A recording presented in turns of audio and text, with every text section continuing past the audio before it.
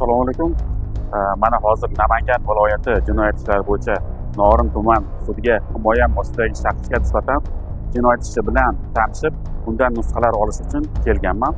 Maqsad shuki, sud hukmi ustidan kassatsiya tartibida shikoyat arizasini berish.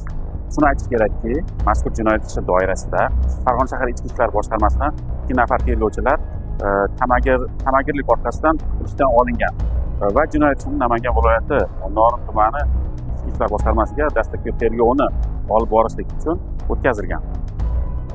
Mazkur jinoyat ishi Norin tuman sudi tomonidan ko'rib chiqilgan bo'lib, sud qarori asoslanmaganligi sababli kassatsiya tartibida shikoyat arizasini hozirgi kunda tayyorlamoqdaman.